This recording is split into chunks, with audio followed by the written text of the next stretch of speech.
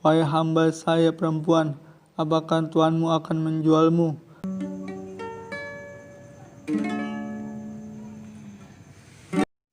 Sallu ala Muhammad. Sallu ala Muhammad. Sallu ala Muhammad. Bismillahirrahmanirrahim.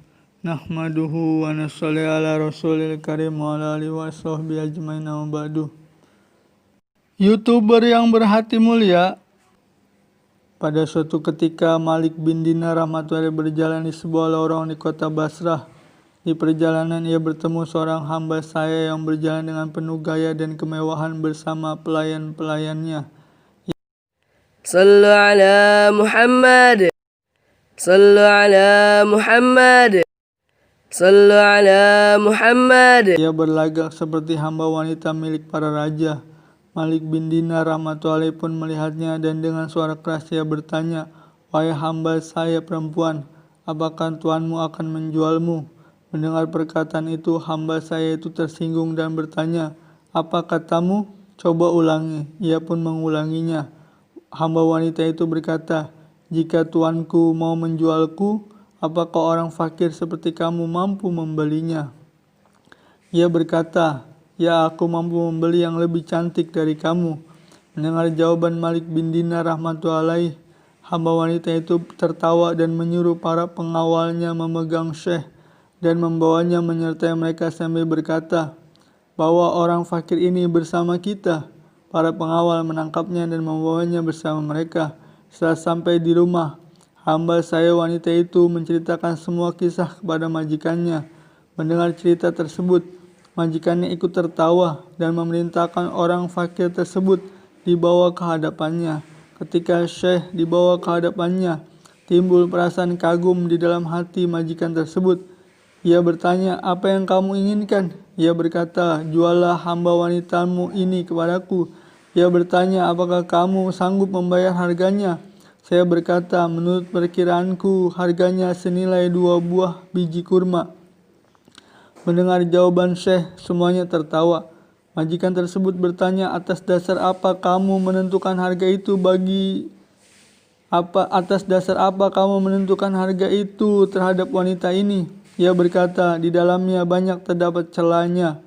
Ia bertanya, "Celah apakah yang ada di dalam dirinya?" Ia berkata, "Jika hamba wanitamu itu tidak memakai wewangian, badannya mengeluarkan bau yang menjijikkan. Seandainya ia tidak menggosok giginya, akan keluar bau tidak enak dari mulutnya. Seandainya rambutnya tidak diminyaki dan disisiri, akan timbul kutu di rambutnya dan keluar bau busuk dari kepalanya. Seandainya umurnya bertambah sedikit saja, ia akan menjadi tua dan tidak menarik untuk dipandang. Ia mengalami haid, buang air kecil dan buang air besar. Selalu keluar dari badannya segala macam kotoran seperti air ludah, ingus dan sebagainya. Ia ditimpa kesusahan dan musibah.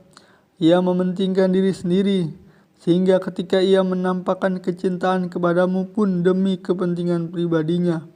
Ia mengatakan sayang padamu karena ia mendapat kesenangan dan kenyamanan darimu. Seandainya hari ini ia mendapatkan kesusahan darimu, maka cintanya akan berakhir. Ia tidak menepati janji, tidak setia dengan perkataannya dan cintanya palsu. Seandainya kamu menyuruhnya pergi atau kamu mati, ia akan pergi ke pangkuan orang lain. Dan ia juga akan mengaku cinta kepadanya. Aku mempunyai hamba saya perempuan yang ribuan kali lipat lebih baik darinya, dan harganya pun lebih murah. Ia terbuat dari intisari kampar dengan campuran kasturi dan ja'faran yang dibungkus dengan mutiara dan nur. Jika ludahnya dimasukkan ke dalam air tawar, maka air itu akan menjadi manis. Jika ia berbicara dengan orang mati, maka orang mati itu akan hidup. Jika pergelangan tangannya ditampakkan di depan matahari, maka matahari akan redup cahayanya. Jika ia datang di tempat yang gelap, maka tempat itu akan menjadi terang benderang. Jika ia tampak di dunia dengan semua perhiasannya, maka dunia ini akan penuh dengan bau wangi dan gemerlap. Hamba wanita itu telah dipelihara di dalam taman kasturi dan Ja'faron. Ia bermain-main dengan ranting yang terbuat dari yakut dan marjan. Ia bertempat tinggal di istana-istana yang penuh dengan kenikmatan. Minum air tasnim, sebuah sungai dari sungai-sungai surga. Ia tidak pernah mengingkari janji. Cintanya tidak berubah. Sekarang coba katakan hamba saya yang mana yang patut untuk kita beli. Semuanya menjawab, hamba saya yang kau sebutkan itu. Saya berkata, harga hamba saya perempuan itu ada di setiap waktu, di setiap zaman dan dimiliki oleh setiap orang. Orang-orang bertanya berapa harganya. Saya menjawab, untuk membeli barang yang mempunyai kelebihan dan keunggulan seperti itu, cukup dengan harga yang sangat murah. Yaitu kamu luangkan waktu sedikit pada malam hari untuk sholat tahajud semata-mata karena Allah Subhanahu wa Ta'ala. Dan jika kamu duduk untuk makan, maka ingatlah kepada orang yang sedang lapar. Utamakanlah keridhaan Allah Subhanahu wa Ta'ala daripada syahwatmu. Jika kamu melihat sesuatu yang menyakitkan seperti batu, duri dan lain-lain di jalan, maka singkirkanlah. Jalanilah kehidupan duniamu dengan sederhana.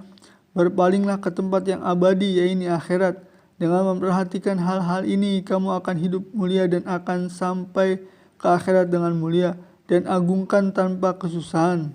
Di dalam surga kamu akan menjadi tetangga Allah Subhanahu wa Ta'ala selama-lamanya. Majikan tersebut bertanya kepada hamba saya perempuannya, wahai hamba saya perempuan, tidakkah kamu mendengar apa yang dikatakan oleh Syekh ini? Hamba saya itu berkata, ya, aku mendengarnya. Majikannya bertanya lagi, benarkah apa yang ia katakan tadi? Hamba saya itu berkata, apa yang ia katakan itu benar. Saya telah memberi nasihat kepada kita dan berbuat baik kepada kita. Majikan itu berkata, kalau begitu sekarang kamu merdeka semata-mata karena Allah Subhanahu wa Ta'ala, dan sebagian harta kekayaanku aku berikan kepadamu, dan sekarang hamba-hamba saya laki-lakiku semua merdeka. Sebagian harta kekayaanku untuk kalian, rumahku dan apa yang di dalamnya beserta seluruh kekayaanku aku sedekahkan di jalan Allah Subhanahu wa Ta'ala. Kemudian ia mengambil kain kasar yang tergantung di pintu rumahnya untuk dililitkan di badannya dan melepas baju mewahnya untuk disedekahkan. Hamba saya perempuan itu berkata, wahai Tuanku, setelah kepergianmu, kehidupan ini tidak lagi menyenangkan. Kemudian hamba saya perempuan tersebut memakai kain yang tebal dan kasar, lalu menanggalkan semua perhiasan dan baju mahalnya untuk disedekahkan di jalan Allah Subhanahu wa Ta'ala. Ia pun ikut bersama majikannya, Malik bin Dinar rahmatullahi melepas mereka dengan untaian doa. Keduanya telah menceraikan semua kesenangan dan kemewahan itu dan sibuk beribadah kepada Allah Subhanahu wa Ta'ala. Dalam keadaan seperti itulah mereka berdua meninggal dunia. Semoga Allah Subhanahu wa Ta'ala mengampuni dan meridhoi mereka.